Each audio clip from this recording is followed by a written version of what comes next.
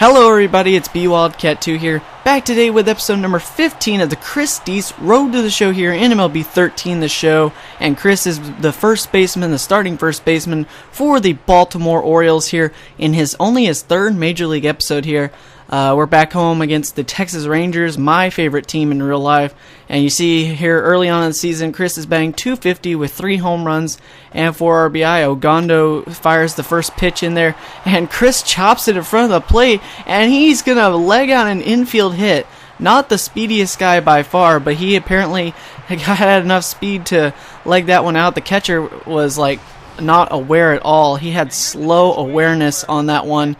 And before I forget to mention it, I want to say thank you to Juniper Gaming for making me a great intro that you just saw in the last clip before in the clip before this, the new intro that you saw at the start of the video. So 6-1 Texas here on the bottom of the 6th, nobody out. We're 1 for 1 with a single and run batted in after a sac fly our last time around.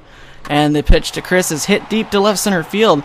That one's carrying well. That one's back, and that one is gone. His 4th Major League home run, or either that or his 5th.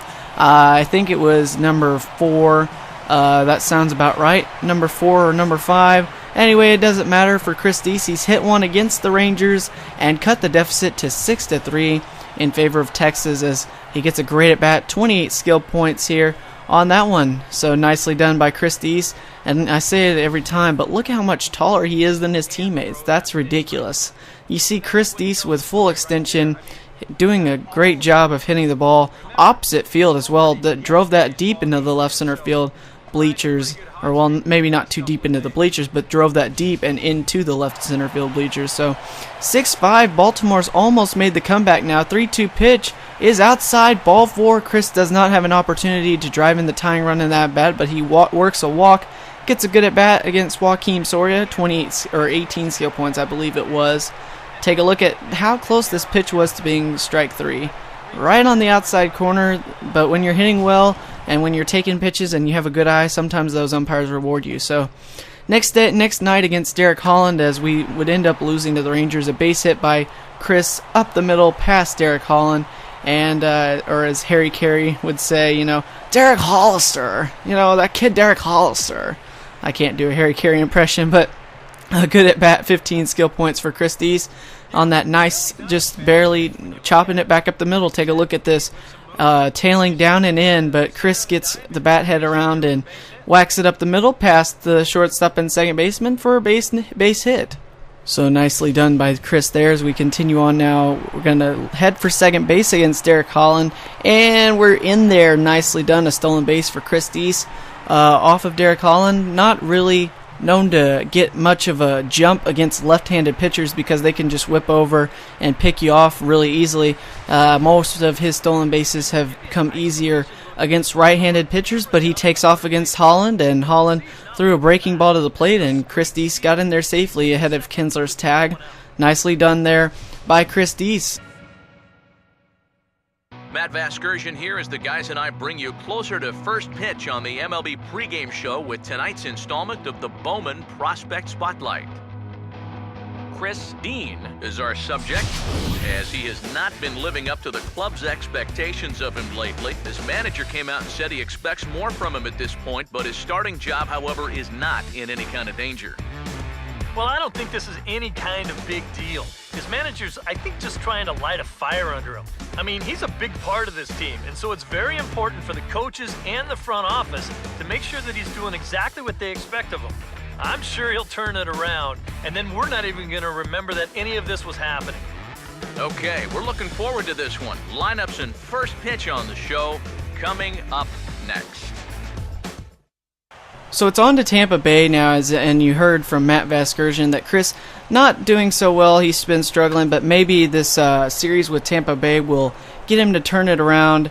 And he starts off by singling to center field. Nice job there. Maybe the series in Tampa will turn his season around. I mean, he's doing pretty well from our video standpoint, but you only see the highlights, obviously. There's a lot of 0 for 4s and 1 for 4 with singles and nothing else that I cut out of this. So definitely this is a longer video than last episode, and I actually took 2 series from this set of gameplay instead of just 1 from like last time. Well, actually, I used 2 last time, but I guess it's because Chris is getting more stolen bases this time around that he's having a longer video. No, that's probably not it. But anyway, he's probably doing better. At least from the Texas series standpoint, it looked like he was doing much better. But he takes off there and gets a great jump and gets into second base ahead of the throw. Another stolen base against left-handers. So maybe I was wrong, maybe I was right, I don't know. But one thing I do know is that Tampa Bay is kicking our butts right now. It's the 6th inning. I've got a 2-1 count on Chris. And he's going to absolutely take off and rip that pitch to deep center field. And as Two Brothers Gaming would say, he's got who the journeyman on Tampa Bay, actually. So Chris Deas just brought out the whooping stick, and he used it to his advantage against the Rays. And he promptly ends the shutout for the Rays pitcher there, and makes it a 6-1 game in favor of Tampa Bay. But Baltimore will not be shut out on this night thanks to Chris Deas. So nicely done there. Great at bat, 32 skill points. And he's just, my goodness, that was absolutely blasted. He knew it was gone off the sound of the bat. Take a look at this one. Just, you're not supposed to leave that 2-1 pitch there, and Chris just got every single bit of it. You know you've hit the ball well when you're hitting it to dead center field, and Chris Deas got every bit of that against Matt Moore, the starting pitcher for the Rays. So no shutout for you tonight. In fact, top of the 8th inning now, Baltimore's added on another run at 6-2 Tampa, but Chris is 2 for 3 with that home run and a single. Leading off the 8th inning, the first pitch is hit up the middle of into center field, base hit. And Chris has 3 hits against Matt Moore on the night, and I believe that would be enough to remove Matt Moore from the game. We'll take a look at the replay here in just a bit, but only an okay at bat. I think he had a better than just an okay at bat. Take a look at the replay here.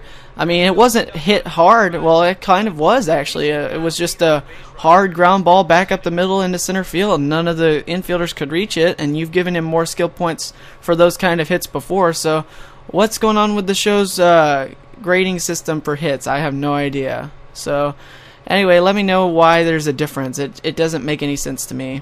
But one thing I do know is that Matt Moore or whoever they brought in is not going to be able to keep Chris from trying to reach and steal bases, and he's going to do that as well right there. His 2nd stolen base of the game. He's stolen 2nd twice.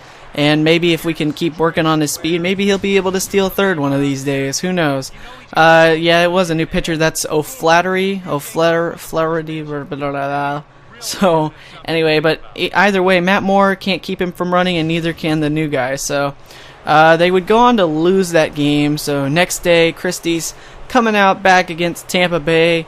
And I believe this is going to be the last game of the series, as I believe he had a day off, either in the first game or in the third game or in the second game. So, top of the first 2 out and batting .326 with 5 home runs, 9 RBI. Not bad at all. And promptly gets a base knock into center field to start off the game. Definitely been working on that average. You've seen it this video. He started off at 250 at the start. Now he's back up to .326 on the campaign, so not bad. Maybe this Tampa Bay series has helped him out with his batting average. Maybe he has gotten on a little bit of a hot streak here as Jake McGee gives him a first pitch fastball, maybe giving him a birthday present. I don't know when Chris Deas' birthday is, but maybe it was his birthday and Chris got a base hit for it, so who knows? But anyway, he's going to gift him with a base hit, and then Chris is going to take a little bit more. Maybe he didn't like the base hit and he wanted a little bit more, so he'll steal second base, and the Coppers didn't catch him there. All right, so anyway, he takes off, gets second base, and McGee is not going to be able to prevent him from doing that. That's his 3rd stolen base of the series against Tampa Bay. I believe that's now 5 stolen bases in the episode. More than home runs, I can say. So 1 for 3 with that single, and then the only run scored of the game as he scored on a single by Chris Davis in that at bat. But he's going to take that first pitch deep to center field, going back at the track to the wall, and it is gone. His 2nd home run of the series against Tampa Bay, and he absolutely blasted it just to the left of dead center field. A long 3-run home run for Chris Deas, making the score 4-0 Baltimore. And he gets a great at bat, 32 skill points for that. as the 3-run home run now extends Baltimore's lead to 4-0, as he had the only run scored because he stole second base and scored on a Chris Davis single way back in the first, and now adding on some insurance here, driving in himself and 2 other members of the Orioles with a 3-run bomb just to the left of dead center field. 4-0 Baltimore now. And top of the 9th, 5-3 Baltimore leading, 3-2 count. And we've seen this before. He's worked the count, and he is rewarded with a outside slider. Ball 4.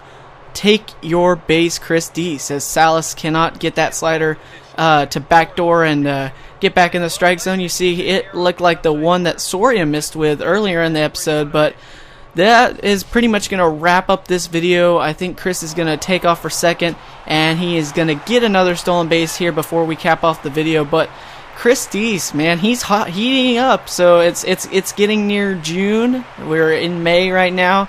Maybe the beginning of May, the middle of May. The weather's starting to get warm in Baltimore. Kids are starting to get out of school, starting to go fishing and swimming, and Chris Deas is starting to heat up with the summer heat as well. So come back for episode number 16. We'll take a look at Chris Deas as he continues on with the Baltimore Orioles here in MLB 13, the show. Baltimore would go on to win that game 6-3, and Chris Deas does something he hasn't done before. He gets his first player of the game in a Baltimore uniform. So a great game for Chris Deas, and he is rewarded with player of the game. So driving in or having a part in, I believe, all but one of Baltimore's runs on the game. So thanks for watching, you guys. Hope you enjoyed, and look for more soon. I am out though, so I will talk to you guys in the next one. Peace.